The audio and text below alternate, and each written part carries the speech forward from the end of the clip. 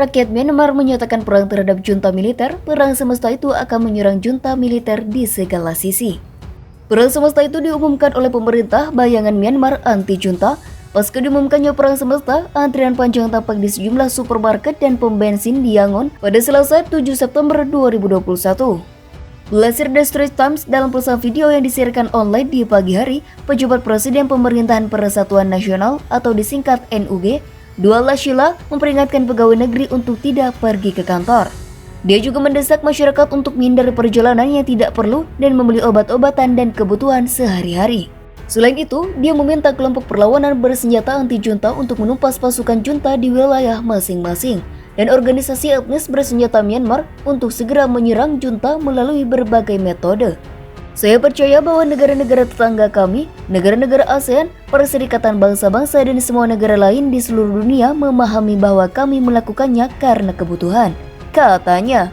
Dalam pernyataan terpisah, NUG mendeklarasikan keadaan darurat yang hanya akan berakhir ketika pemerintahan sipil kembali berkuasa. Pengumuman itu memicu pembelian panik buying di Yangon, di mana banyak warga membeli beras, minyak goreng, makanan kering, dan obat-obatan.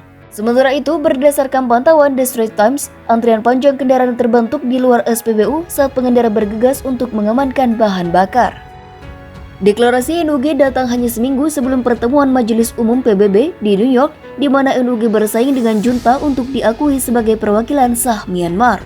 NUG terdiri dari anggota parlemen yang digulingkan oleh kudeta militer 1 Februari serta aktivis dan intelektual masyarakat sipil yang bersekutu.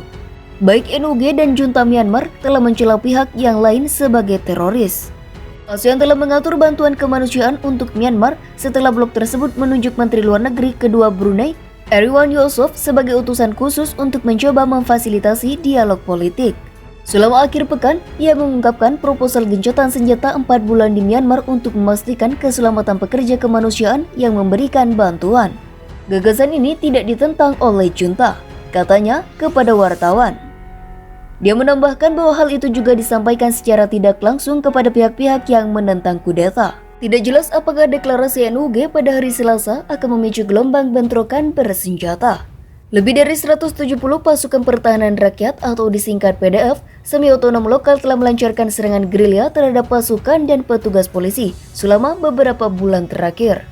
Beberapa PDF juga telah membunuh tersangka, informan junta dan administrator lingkungan sipil yang bekerja di bawah junta. Analis mengatakan bahwa pemberontakan bersenjata melawan junta tidak dapat berhasil tanpa dukungan dari berbagai kelompok etnis bersenjata Myanmar. Namun yang paling kuat dari ini, seperti tentara negara bagian WAP bersatu dengan tentara Arakan, sejauh ini tetap berada di atas medan pertempuran. Menurut Asosiasi Bantuan Tahanan Politik, junta yang dipimpin oleh Jenderal Senior Min Aung Hlaing yang telah membunuh lebih dari 1.000 orang dan memenjarakan lebih dari 6.000 sejak kudeta.